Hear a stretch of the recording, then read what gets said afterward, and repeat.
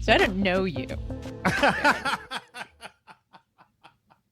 And this is like not even a first date question. This is like a moving in together Yeah, question. it's real Okay. serious. It's deep. When's the last time you worried about making your monthly expenses? Uh, this morning, Hmm. this morning, Yeah. and I feel like for uh, the last 2 years, Mm. that has been the story. Every month, it is a race. It is a gauntlet to the end of the month, and most months we've made it. We somehow, by the grace of Bob, have I've been misquoting Kate Bush this entire time, by the way. I always thought it was, if I was Bob, I'd make a deal with God and I'd get him to swallow places. And someone's like, it's swap our places. I'm like, oh, is that what it is? I like swallow places. Um, like a big sinkhole, you know, to take down all my enemies. I'm watching Rome again, so I'm kind of in that dramatic way. But yeah, every single month it has been kind of a gauntlet, and it is taking a toll in all of these different ways. I mean, it's, my relationship with my wife, my relationship with my children. There, it's that trickle down effect in the way that Ronald Reagan should have meant it, Mm. where everybody kind of around you pays the price. I remember an old Mark Maron joke, actually, probably one of the first times I ever paid attention to who he was, which was way back in the 90s, on a show that was probably, like Evening at Caroline's or Evening at the Improv or something, like one of those old school shows. And he used to have a joke about like people, the negativity and how it gets passed around. I can't remember exactly how it goes, but it's like, your boss is mean to you, and then you take that and you're driving and then you cut someone off, and then that person's like, well, what was that person's deal? And then that person goes home and then they yell at their partner, and it all ends up in the Middle East. That was sort of his joke, way back when. But just to say that, like, my worry, the stress, the constant questioning of almost every decision I've ever made. That's unfortunately tends to be the way I handle this. I don't go, okay, what's the problem at hand? And how do I solve this? I go like, I've made nothing but mistakes. And now let me, revisionist history, everything I've ever done as the wrong choice, uh, Mm, to end up to this moment right now and today. And it doesn't, it's a mood that doesn't help my wife and I kind of relate to each other these days, because Mm. both of us are hustling. Both of us are hustling every single month to make it. And we do as much as we can to, I'll say, hide it from the kids. She's a little bit more transparent and upfront about it than I am. But I also grew up, I don't want to say I grew up poorer than her, but like being poor was not something that was lost on me as a kid. Like I understood that we did not have a lot, and Real, that real me, quick, yeah. if you could set the scene for us a little bit, because we know you're an entertainer. You make money from acting. You make money from stand up. Um, what is your wife's employment situation, and also how old are the kids? All right. We have two children. They're 8 and 6. Hmm. They're in second and first grade, respectively. The 6-year old is autistic on the spectrum, right? Which is also one of the reasons that I found out that the call is coming from inside my brain as well. Um, mm, he is 6. He doesn't necessarily talk. He kind of does a thing, I believe it's called echolalia, where he sort of repeats catchphrases. He repeats the things that you say.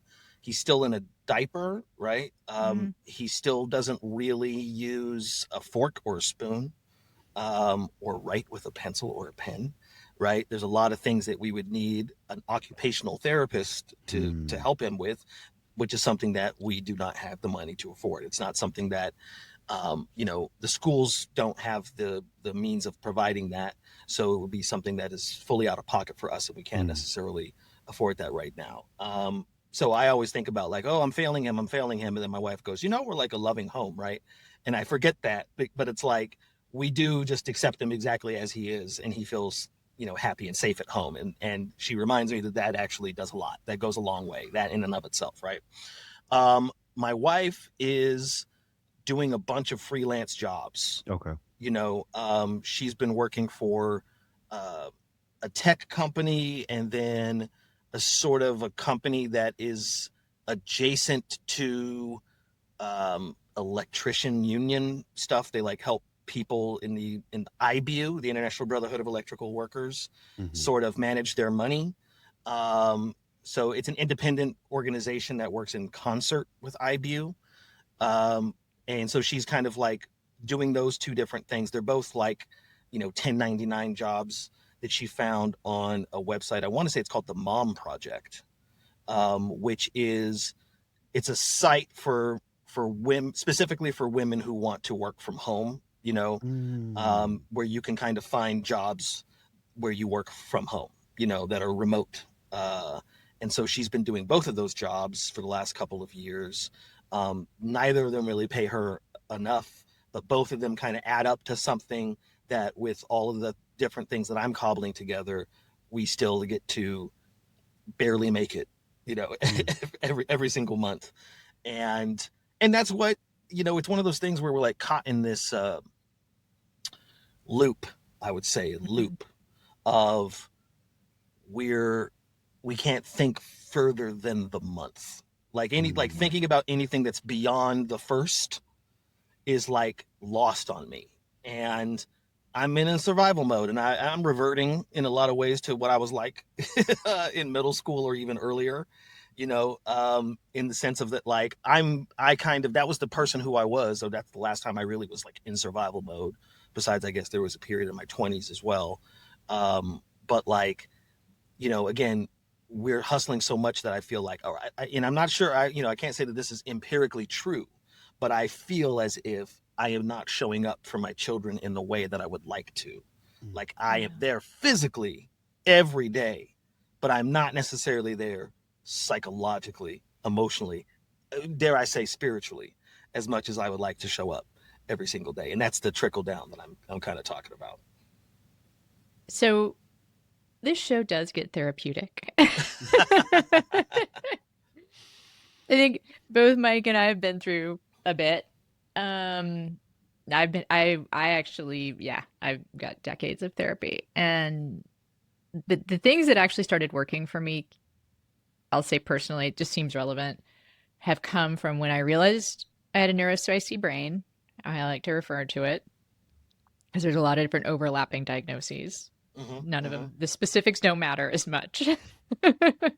It's a That's spectrum. a, it's a spectrum, and also it's like trouble switching tasks, trouble staying in the present, the stickiness of failure Mm. to a sensitized brain, especially a brain that comes from childhood trauma. Like, we are most human brains have trouble remembering success. We always remember the things that we didn't get done. A Hmm. traumatized brain and a neurospicy brain, that memory of failure or perceived failure is incredibly strong, and it can be kind of an obsessive, like, how do I make that right? How do I, who It do I becomes, have? yes, absolutely. I agree with you. Don't they call it rumination? Isn't that one of the, Yeah, and I am that's deep, it. deep in that.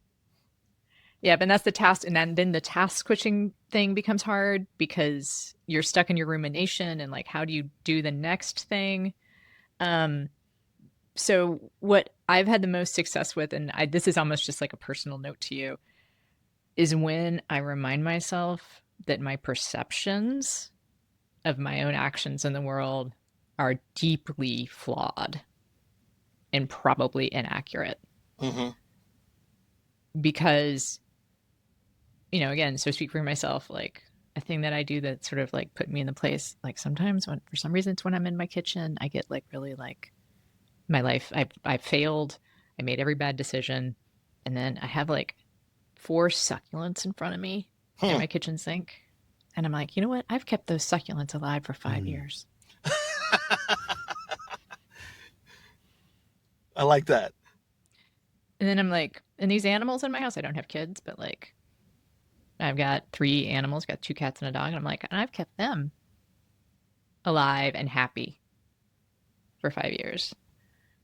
And then, so I just want to encourage you to, I don't know your situation for sure, but I bet you have shown up in more ways than you realize. Hmm. I bet you have shown up in 1,000 ways that you can't perceive because it comes naturally to you because you have so much care for your loved ones. Hmm. Well, thank you for that. I definitely that a lot of that resonates with me for sure, and I definitely know that as I said, I do spend I spend more time thinking about where I went wrong, what I failed at, and I definitely internalize those things, which I feel like is such an American is such an American thing, because that's Hmm. part of our culture is that we are what we do. I remember the first time I ever hung out in Europe, and the idea of asking somebody, "What do you do?" as the opening was like, "We don't do that. we're more than our job here." And I was like, "I don't know what that means," but I didn't understand how much indoctrination I had. I guess up until that moment where it's just sort of like, yeah, and we are what we do, and if we are failing at it or if we're not doing well, then we did something. It's because of our actions. And I do try to remind myself that like this is a phenomenon in the country. Like it's not me personally. Like a lot of people are going through this. There's something systemic, you could say, that's happening. You don't say. It's the capitalism. The It's the capitalism. capitalism. It's the capitalism. Like that. If we had a T-shirt, like I feel like, I- and it's supposed to do that. Like we're supposed to feel insecure. We're supposed to like think that we need to do the next thing. We're supposed to ignore the things that we already have done. And I do think it's blindness. I think that the discounting of what we've accomplished is serves the market. Like Mm, even in, I mean, I think it's true that, generational trauma exists and like we do the trickle down or you're talking about exists. But at the same time, like what you focus on magnifies. And if you can focus on the connections you have in the world, like I think you see how to grow them. And including the connections that happen when you talk about this kind of systemic problem that is supposed to isolate us. Like when you're ruminating, when I'm ruminating, Mike, I bet you ruminate. That is an isolating experience. Keeps you from seeing the systemic problem and the ways that perhaps community can help. I do consider Mike a close friend. Right. And I think that I actually make the decision to not contact Mike more than I make the decision to contact him. I Because I think believe that. sometimes I'm just like, I really would like to talk to somebody right now. I wonder what Mike's doing. He's probably in the middle of something. And then I just don't talk and I don't reach out. And I do that for, I would say, 10 different friends of mine that I consider close, where I see or I feel myself isolating or being like, oh, I don't want to bum them out. I don't want to bother them. They're probably going through it too. And also I just sometimes I feel like wanting to contact somebody in and of itself is what I want. But then I'm like, well, if I don't have a plan, if I don't have an agenda, Mm-hmm. if I don't have a thing to say, then do I really need to contact that person? Like, is talking to them, is that going to do it? And then I just kind of decide not to do anything, to take no action. The other side of that, though, that I've experienced with you is your intention and follow through and great nurturing of a community here in LA when we were doing the new Negroes and how, that was a lot of you employing your connections uh, to grow a thing that became really big and important. So it's like you've always had that desire, right? And I saw it manifest, and knowing that you still have that's still a value of yours.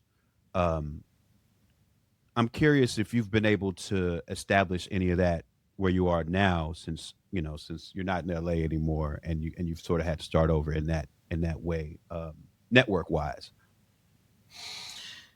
Yeah, it does kind of feel like I'm starting over in some ways. And I have some very controversial things to say about Atlanta.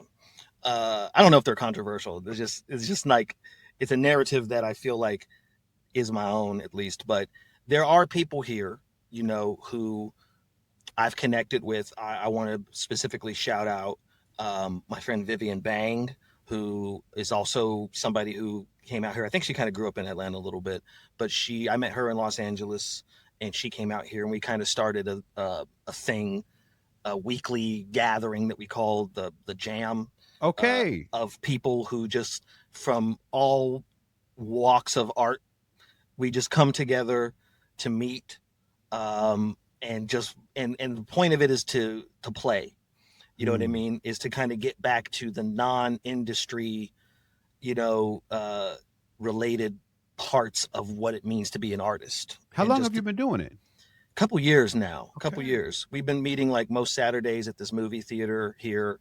Um, Called the Plaza. And a shout out to Chris Escobar, who's the owner of the Plaza Theater, who's also been somebody that I've gotten close with and become a friend. And of course, the great David Perdue, who, Shout out to um, David. yeah, who has been a shoulder to lean on and a person to connect with, and just a really great guy. So there's people that I know here that I knew David before I got here, Right. and then Vivian I knew before, she wasn't here yet, but now she's here. But like, so there's that does happen, and it does kind of give some sense of purpose. It definitely gives that sense of community, where we get together. But one of the things that I've kind of learned about Atlanta since I've been here, and some of it has to do with Georgia, and I love to tell you guys. I can't wait to tell you guys the story that Chris Escobar laid on me. Um, Sometimes I feel like there's great art and there's great artists in Atlanta, right? But I feel like a lot of them rise in spite of Atlanta, Mm. Mm-hmm. meaning that there is no support system for artists, if you will.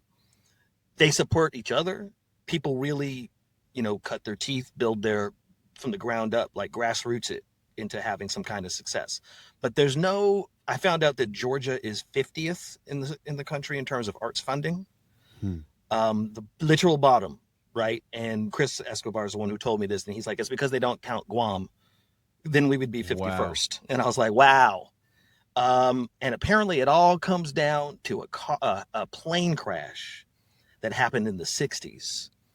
So, you know how any state or any city has a bunch of usually arts educators, philanthropists, people who are in the ear of their local congressman, senator, mayor, governor to support the arts, to fund the arts, that are reminding them we got to have programs in which we support. All of those people died at one moment on a plane Ain't crash that some shit? in the 60s because they were coming back from, I think, Europe, from some symposium, and all those people died. So they never trained the next generation, if you will, of Mm-hmm. people to do that job, of people to be those advocates.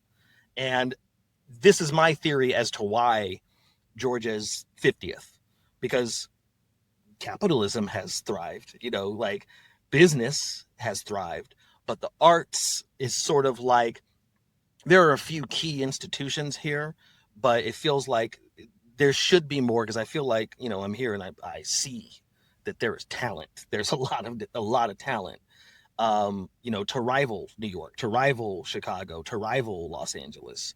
But I feel like they're not having the same level of support, systemically, right, that some of those cities might have because of the state that they're in, or because of the city in and of itself. Does that make any sense what I'm saying? Mm-hmm.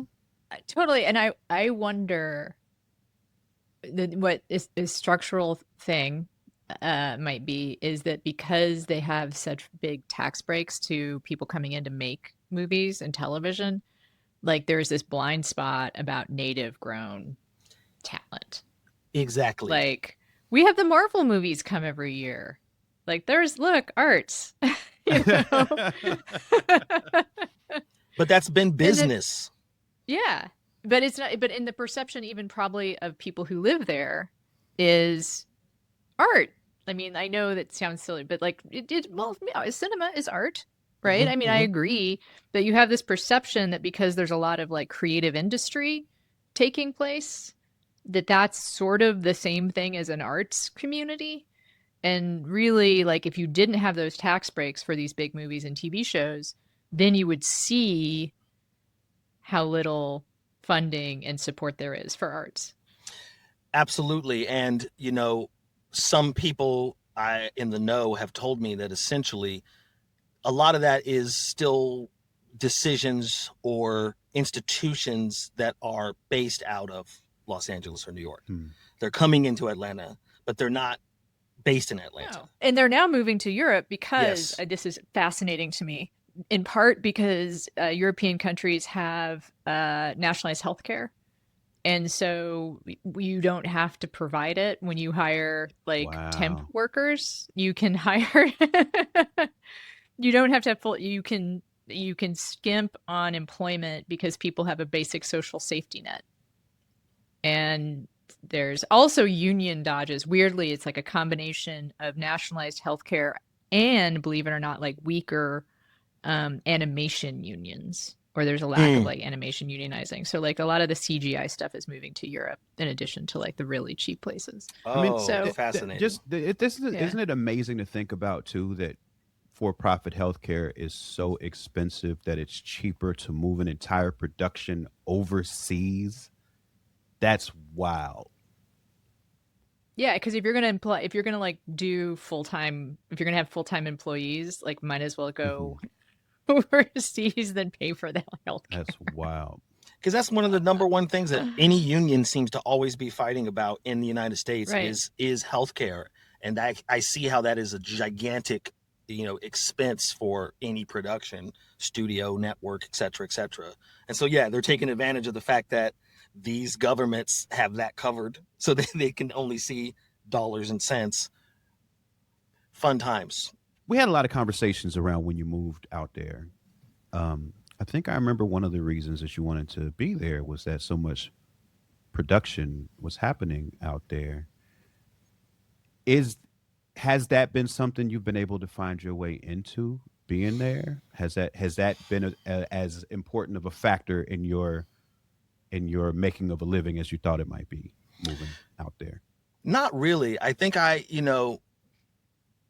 may have engaged in some magical thinking on Hmm. some of that because I thought that there was going to be a maybe stronger or more present relationship between Los Angeles and Atlanta than there actually was. I thought that, because a lot of the decisions are being made in LA. And yes, there's really talented actors, directors, and the below the line talent like crew is incredible out here because they've moved out here because of the Marvel, because of the Netflix, because of all of these productions that were up, and that there was a lot of work, but a lot of the decisions are not made from here. I heard a guy the other day, an indie filmmaker, say that like Atlanta has everything except financing. Hmm. Mm-hmm. There's not the money people here.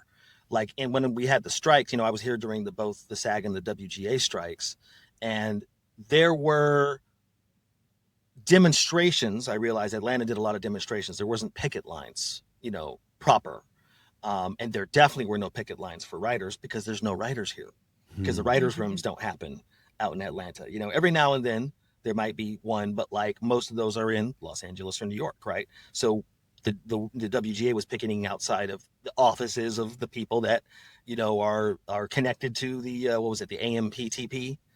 That was the coalition of producers that they were trying to negotiate with, but that wasn't happening out here, and it's just kind of indicative of the, I guess I would say again, the financial decisions, the people who have the power to green light aren't here now. Again, there is, I would say, a little bit, and again, I feel like I'm inaccurate in saying some of this because I haven't investigated as much as I feel like I could have, because I have met filmmakers out here, but I don't know, why, you know, trying to figure out how I'm trying to figure out how to say this, um, in the sense of like it doesn't feel like it is as cohesive, if you Hmm. will, of an independent film scene as I was expecting. Now, Some of that has to do with, you know, a manager who I'll leave unnamed told me that he feels that, like, with those tax incentives that happen in Georgia, he feels like Los Angeles productions are laundering money, is the way that he literally put it. Mm-hmm. Wow. That they're laundering money through Georgia because the tax incentives, the savings, they don't go into the pockets of people who live in Georgia. It Right. goes back into No. the pockets of Yeah. people who live in California, right? And then another person who is I'll leave that person unnamed too, but someone who's done everything: written, production design, directed. Um, but they were telling me that some states have a law on the books. For example, New Mexico. I think Illinois has this as well too, where if a production comes from LA, they have to partner with a local production company that is not Hmm. on the books in Georgia. So the way that they told me is that every independent filmmaker had no support out here in Atlanta, and they either became UPMs or first ADs or moved to LA because Yeah. now they couldn't even afford any of the equipment. It was gone anyway because Netflix or Marvel was using it, and then also all the prices had got jacked up to Netflix Marvel prices. So it's like there's no cameras, there's no boom mics, and if you want it, it's going to be 5 times as much as it was last year because Disney can pay for that. And so the way that this person told me is that that kind of ate the independent. The irony is that the production that happened was happening here ate the independent scene, and there's Hmm. still again the vestiges of a new one that's kind of emerging, but it's not something that's really caught fire. It's Well, it's going to have to emerge because Disney and Netflix, and maybe if they become the same thing, are leaving Georgia yeah, they're because, divesting.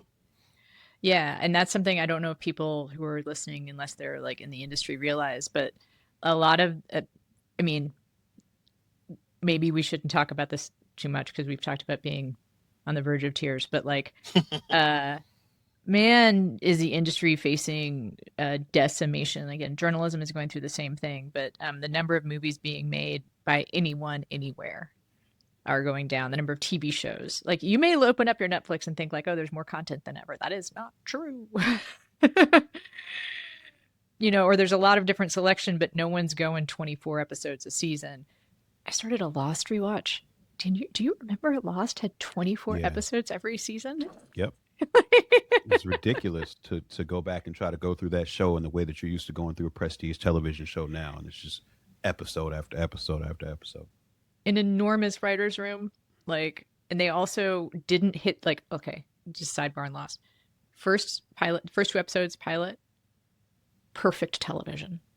Mm. Like, just rewatch if you haven't seen them in a while. Just like everything is perfect about it. Like, just character sketch, mystery suggested, all the different kind of plots, boom. But then it takes like 11 episodes to like really kind of sink into like what we now like see Mm. as like prime Lost.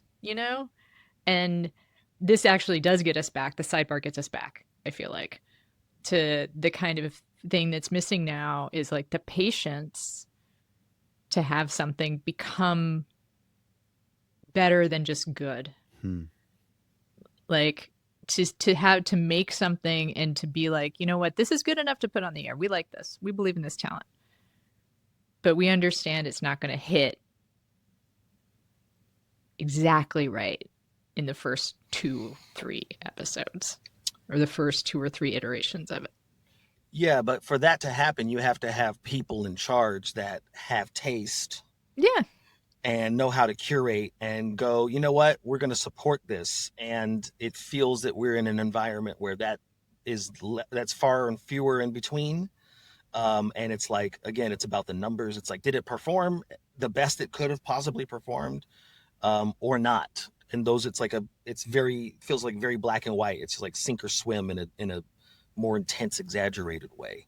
I mean, Baron, I feel like I learned so many hard lessons about how this industry works when me and you were making our show at Comedy Central, and even Same. just thinking about the executives we worked with. These were not people that felt like they were able to make decisions about what things could be 2 or 3 years from then. It felt like there were people making decisions based on hoping they'd be able to keep their job for another quarter, Yeah. and so it does seem like more and more. And I'm also curious if you were to contrast the experience we had there, which very felt like we were in a situation where we had a product that meant a lot to us that our partners did not understand at all and didn't really fit in with how their business worked, and all of the different sort of conflicts that created. Um, how you compare that with other experiences you've had in the industry with networks and shows that you've been a part of? Mm. I mean, that was a very, I feel like, singular experience Mm, because it was something that we were doing that was a hybrid. You know what I mean? Like it was stand up, but there was music. And I feel like because it didn't neatly fit into an easily marketable box, it created a lot of confusion, Mm. you know, and some of that has to do with, and I feel like at the time, like I was more confused as to why people didn't like, you know, what that meant. And now I kind of look back and I go like, there's better ways I could have articulated X, Y, and Z or handled X, Y, and Z, right? So, but with other experiences, like I haven't had as many experiences that are like that, you know. right. I Okay. mean, because in that particular experience, like, you know, we were the creators of it. And so it's like we were the ones who were making at least, you know, not that we were making decisions, but we were deciding what the vision of it was. We were Right. deciding like where we were supposed to go with it and what it was supposed to do. And that is the rarest of my experiences. Like most of the time I Mm, have been, you know, an actor in a project where I'm not in charge of it creatively. You know, like the vision is not mine. I'm there to support someone else's vision. And that's a very different thing, you know, like, and you get to participate in that to a certain extent. And even like something like Grace and Frankie, for example, like I probably could have participated more than I did. But I also didn't know that, you know, hmm. Mm. and there's not a lot of information or, you know, because you get a job and it's just like, you know, you appreciate having it and you want Right. to, you know, you want to stay employed and you want to do a good job. But kind of thinking about what that means in terms of like how one is represented, you know, how one is um, seen, you know, or how much influence, if you will, you can have on your character. I think that I didn't take as much, you know, take charge of that as much as I possibly could have. I felt like I am a guest, you know what I mean? I'm a guest in this house Well, and I have to act accordingly. and that gets back to generational trauma and structural inequalities. And, Lord grant me the confidence of a mediocre white man, right? Huh, yeah. Like, do I belong in this room? And should I just be happy to be here? Like, if you feel like you belong in a room, if you see other people that look like you in a room, I think it gets easier to say, you know what, I have some ideas. Take up Or, you know space. what, yeah, take up space. Thank you, Mike. It gets easier to be like, I have some ideas, or you know what, I don't really like how this is. And there's some stuff about what we're doing here that I think we could change, and it would be beneficial to the character and the show. And like, I mean, I think of all the rooms that I've been in as even like, upper middle class white lady where, the industry is dominated by men. And I feel like if I say something, it's complaining, Huh, you right, know? right, right. Yeah. If I don't push back on a joke, if I push back on a joke, then that I'm going to be the spoil sport. I'm going to be the fun police. Um, and I just need to like joke around with them and like take the yeah, Roll with the punches and such. yeah, not protest too much. Uh, Yeah, because you don't want to be a wet so blanket or whatever the heck they might project onto yeah, you. these are the fun. These are the good guys, right? I'm in a this is a room. They're all we agree on stuff. Like they're not bad people. They're the good guys. So I should just, yeah, you know. And then sometimes, and I will say, like, y'all can maybe have different experience. And I will say there have been times when I've pushed back and have been punished. Hmm. Mm, Like, have been kind of been like, oh, she's kind of like, you know, squeaky wheel, not getting the grease. Yeah, it's definitely one of those things is it's hard to know like what is the difference Right. between advocating or complaining, right?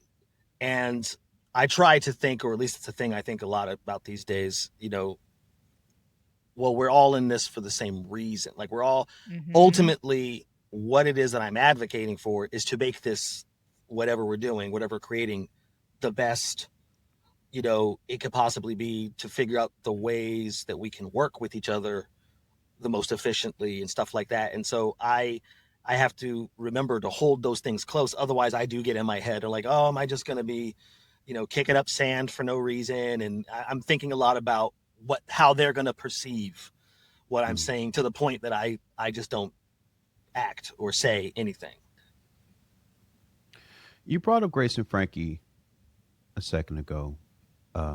7 seasons of a show, unheard of these days, especially on Netflix. So I mean, just shout out for being able to be a part of something like that. It just seems like such a rare opportunity these days.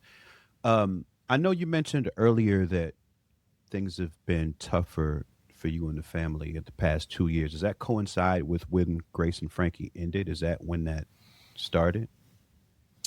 Good question. I mean, a little bit.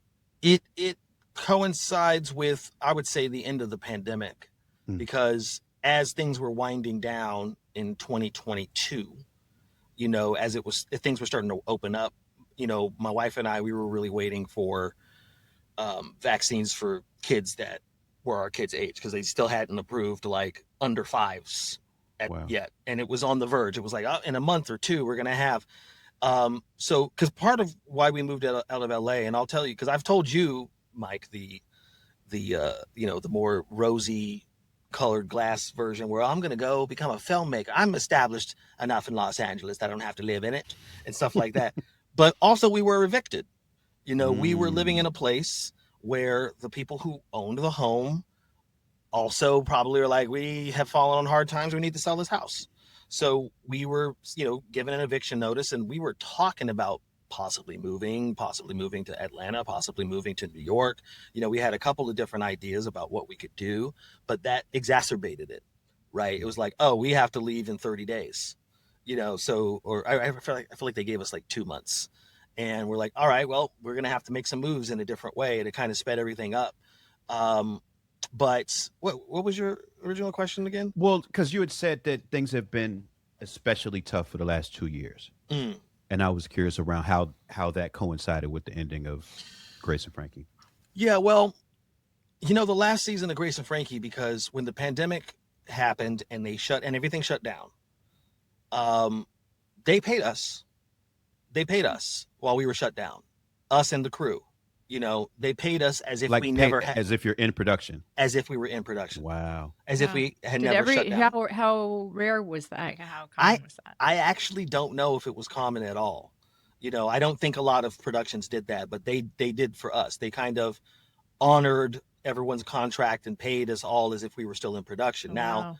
it was great, but the irony is when we came back to production, we You had weren't. already been paid, Hey, okay. That right? is a little bit of a left of a curveball, I suppose. Exactly. So it was kind of like, oh, now we're working now for what we already were paid a year ago. And you can't work on anything else in that time either. Exactly. We're still committed. Oh wow. We're still committed. So it kind of like, it So you was weren't getting paid at all. once we were in the last season of it. Yeah. And what year was that the last This season was came back to probably production? this was probably 2020. It was probably 2021 or Okay. 2022, where there started to be COVID protocols for how to run a set, and Right.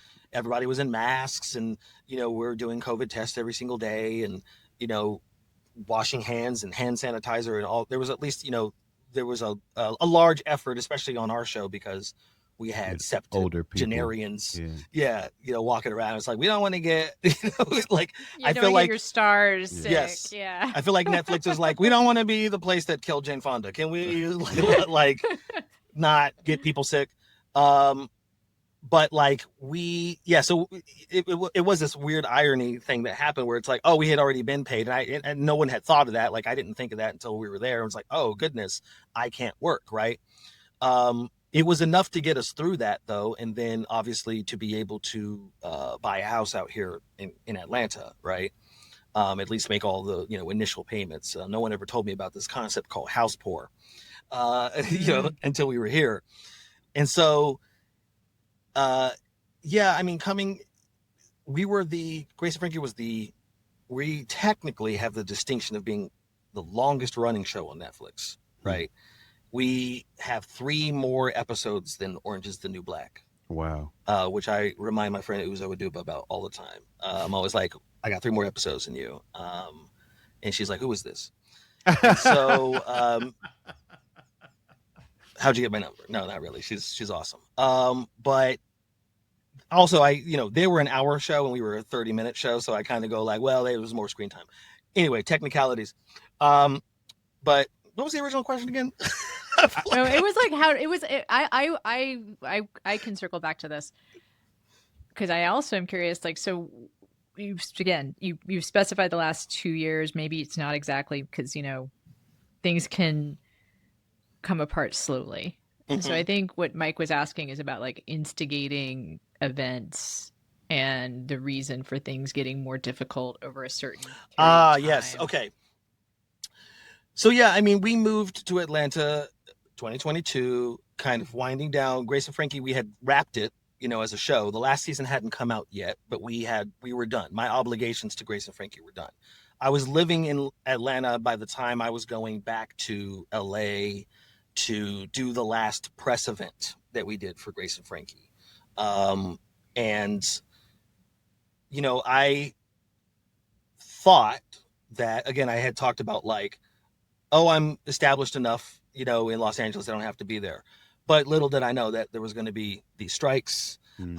and these fires and Mm, the mass. Because I feel like it was the pandemic, the strikes, and the fires, Yes, and the fires don't get talked enough, but I think that they were as significant to I what's mm. agree. going on in Hollywood Oh yeah, as the strikes, and as and politics absolutely, and absolutely national politics. Those three things, man. have been Like, yes, have been like Mike Tyson at his prime, punching the industry Yeah. in the, in the face.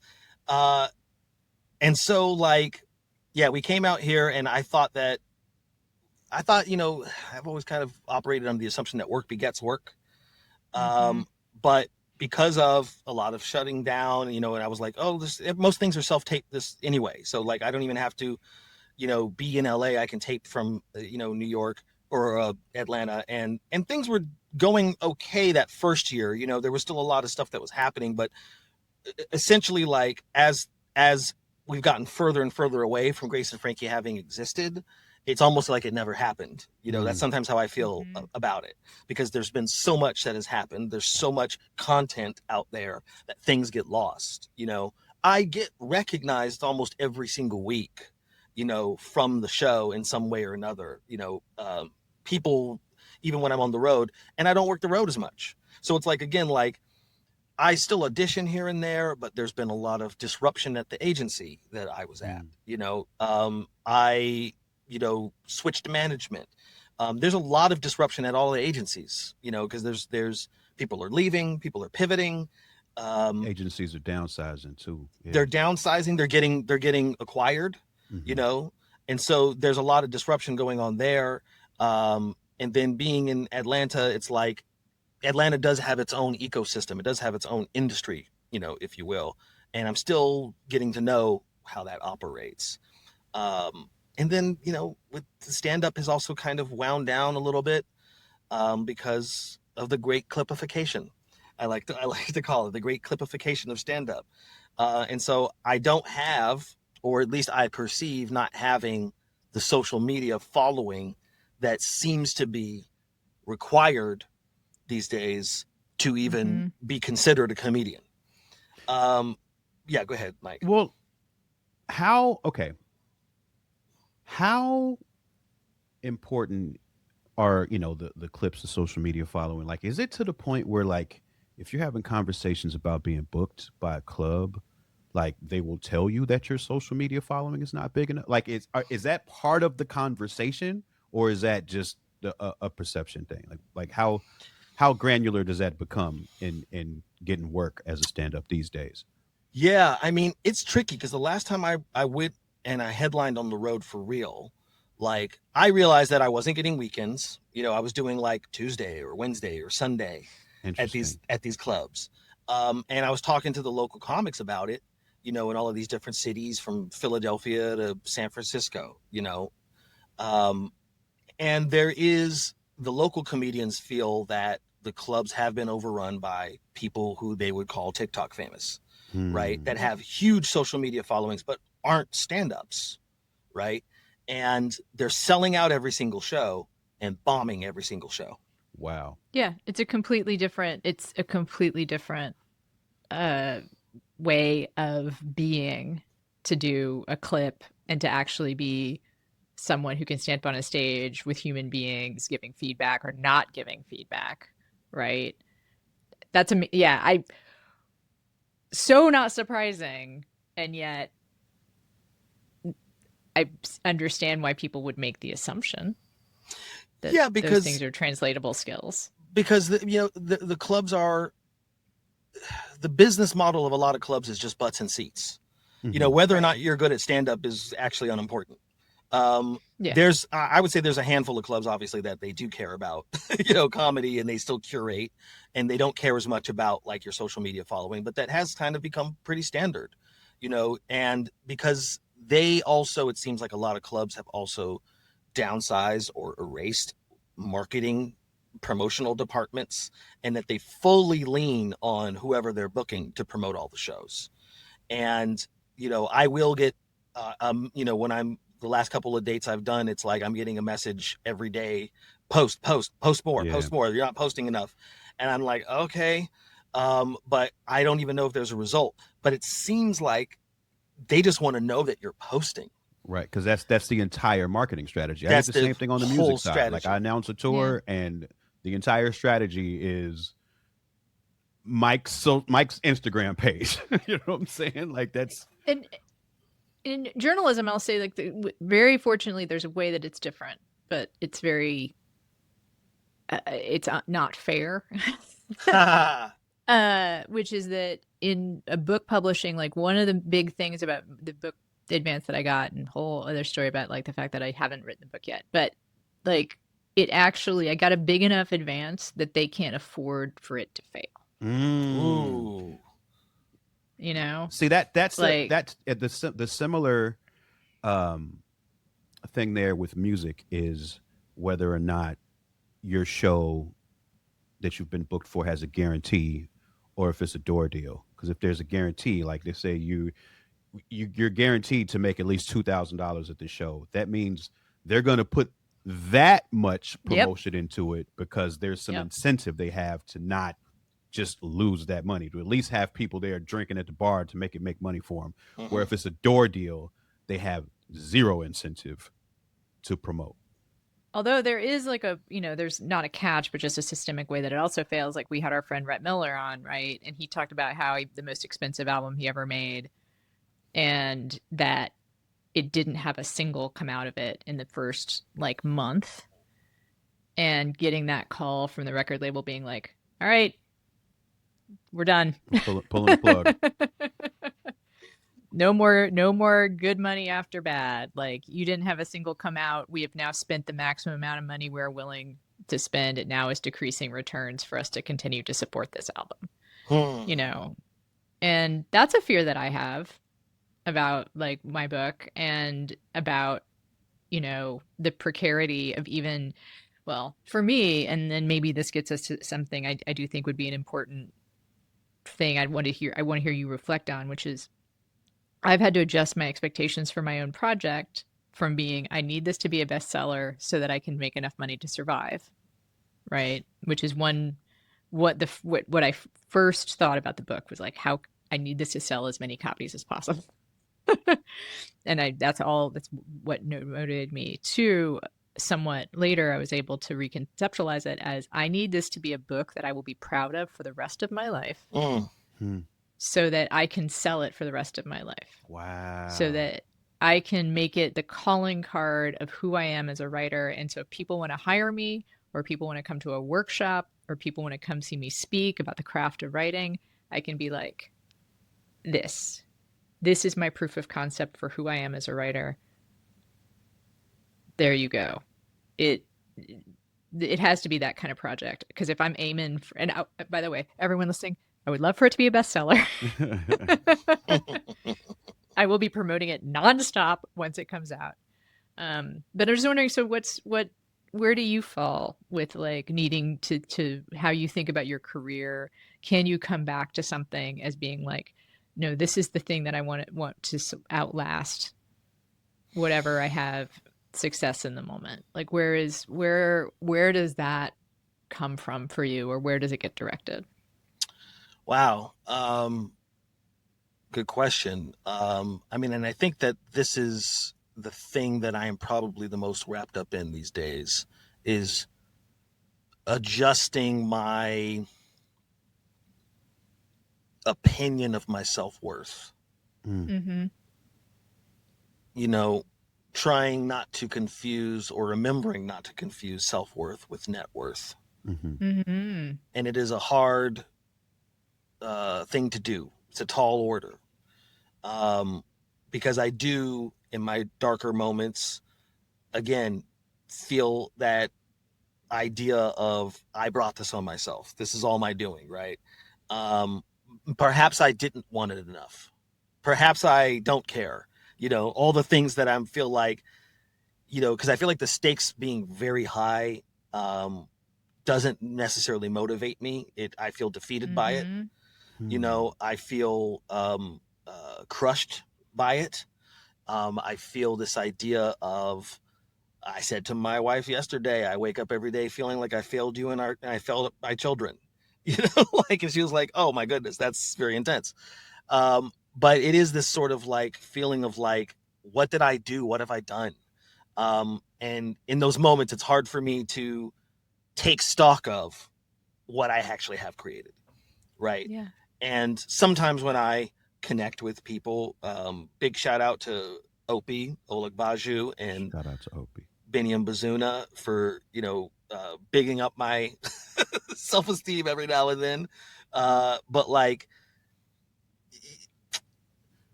so trying to shift my thinking on all of this is because it also opens up opportunities. For instance, I had the fortune a couple of years ago. Well, for the last couple of years, I've been working with this theater in Rochester, New York, called the Jiva Theater Center. It's the major equity theater in Rochester, and they had me be their artist in residence for 2 years and commissioned a solo show from me. And Mm. so I've been writing a solo show that I'm going to do there this spring, Mm, spring in 2026. And I've always shied away from the things about myself that are more theatrical or performative. I unfortunately have taken to heart too much of the criticisms of other comedians who would rather not give me the distinction of being a comedian because I'm not doing it the way that they do it. mm, Mm. Because I remember there was a time where I had a little riff because I felt like I was getting this feedback like, oh, he sings a lot on stage. Like, that's not comedy. Oh, he sings too much. Like, there's always this need to kind of, you know, exclude things from being comedy. And I feel like part of the great clipification as well is that the parameters of what people accept to be stand up have gotten narrower and narrower as far as I'm concerned. And my want, I used to want to be famous or to have fame, but I didn't want to be famous to be famous. I wanted to be famous in order to have permission to do Mm. what it is that I wow. want. Because Mm-hmm. people with fan bases are allowed to experiment and to Yeah. grow. And when you don't have a fan base, then I'm always going back to zero and starting at zero with a new audience, having to convince them that I'm a comedian. Just I have Yeah. to convince them that I'm a comedian, not even that I'm funny. Hmm. And then I have to convince them that I'm funny. But if I had a huge fan base, then I wouldn't have to do that. Everybody would just kind of be with me, right? But I do think a lot about, well, why do I need that to have the permission Right. to be as experimental as and grow in the ways that I want to? And so, like, doing this solo show is an opportunity, or part of what I'm trying to do in order to, because I feel like I've hit the walls of stand up. Like the way that I'm doing stand up these days, I'm at the border. Like I feel Right. like stand up has become narrower and I've become wider. Hmm. And I've tried to overcompensate by making myself narrower, by apologizing or leaving out the things about myself that I feel like the audience won't get, or they won't accept, right? Yeah. And so I deny those things to me, and I feel unfulfilled, and I Hmm. feel like I didn't leave it all on the field, or put it all on the stage. And so the doing theater, I guess you could say, and doing like almost like something that's a hybrid between them, I feel like is an opportunity to explore that part of myself. With complete Um, permission from inside of you that you can explore on stage. I'm curious as to whether or not there is a correlation between lack of discovery and an inability to be uncomfortable. Like the fact that people Hmm. have it's so hard to sit in one's discomfort, to sit Mm. and experience something that you don't already know or don't already recognize, in order, and that's something that you need, I think, to be in touch with, in order to discover, in order to go out of one's comfort zone and to hear or see, experience something that isn't already safe and familiar. Mm-hmm. Because I feel like a lot of the media is feeding us safe and familiar to keep us, Mm-hmm. placated, to keep us, wrapped, and To keep Mm-hmm. serving you whatever endorphins you've decided that you enjoy already. Which are exactly. not pleasure endorphins, by the way. Speaking as like the addict in the room, like we people, I think it gets talked about that dopamine is the pleasure chemical. Dopamine is actually an anticipation chemical. It's Mm, the anticipation of something, right? And and it's actually sort of scientific that you get excited, you may see something you like, Hmm. right? And you get addicted to the idea of you may see something you like. And so I think this gets back to the discomfort thing. Like, what if to be okay with like it may not please me right away. Like this thing that I'm about to see, I may be bored for a little bit. I may not know I how may to not take it. I may not get it at first. I think it's so important. Yeah, because I think that's a tough thing in the media landscape these days, is to serve something that you feel like is too complex for people. Or just different, or Hmm. just like out of your own experience, and like to not get it for the first two, like imagine like a minute in today's media culture, like to be unsure of what you're watching and whether or not you like it for a full minute. because Like, even coming back to the clipification, that is part of the metric. Like yeah. Instagram will show you when people were the most engaged and when they stopped watching. And it's Hmm. like there's the kind of the idea that you got to get it in 8 seconds, unless if you Mm-hmm. have not made them laugh in 8 seconds, they're going to now move on to something else.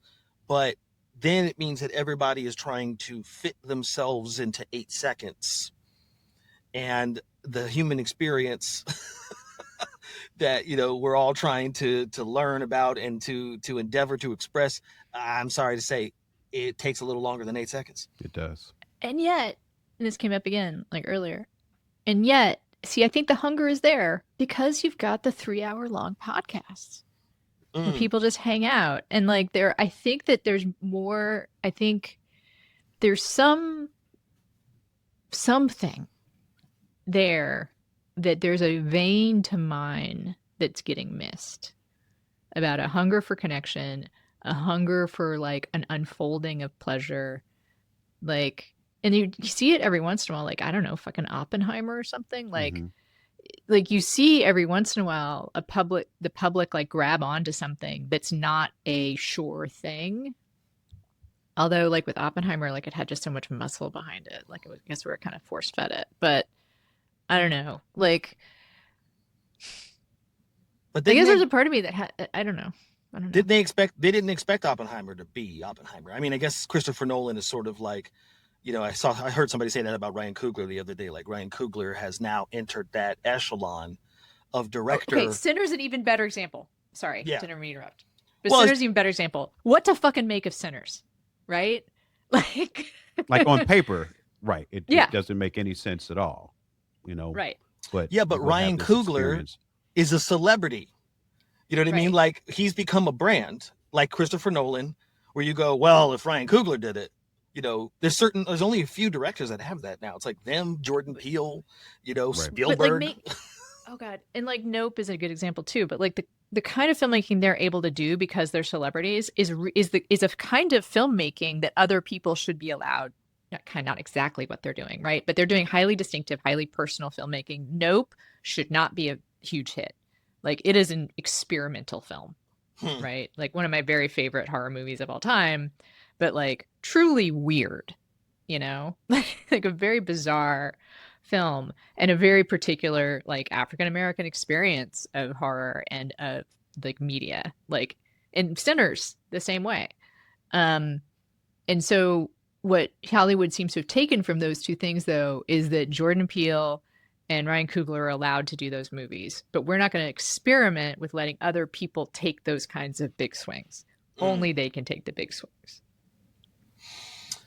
Right, right. Which kind of comes back to, I guess, in a way, that idea that I was talking about, fame. I want to be able to take big swings. Hmm. Yeah. I want to be able to Yeah. take big swings, but I also am realizing that I have let the big swing part of me atrophy. Mm. I have let It's it. still there. I It's have still let it. there. I have It's still hidden there. it under a layer of I I've believe in made the you. wrong decision. Okay, I'll take it. I'll take And it.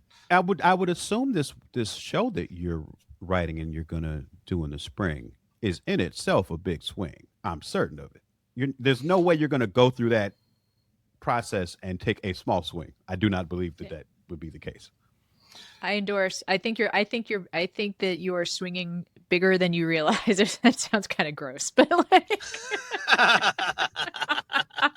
I didn't think that until you said it, but now I'm sorry. I can't unsee it. I believe that there is, again, it's important to acknowledge that your own interpretation of your of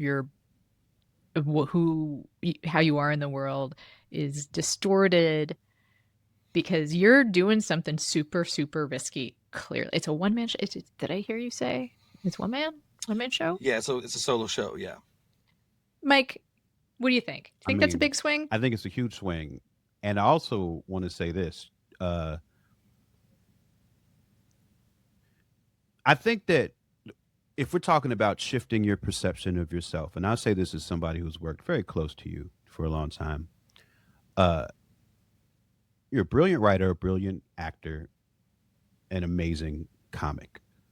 And I want you to think about things like this. I think that if you look at almost every quote unquote failure you've lived through career wise, at the root of all those things is something systemic. But if you were to look at everything you've accomplished in the positive, it's all shit you've absolutely earned. It's not systemic at all. It's you Hmm. honing your talent and your skills and reaching out and grabbing an opportunity.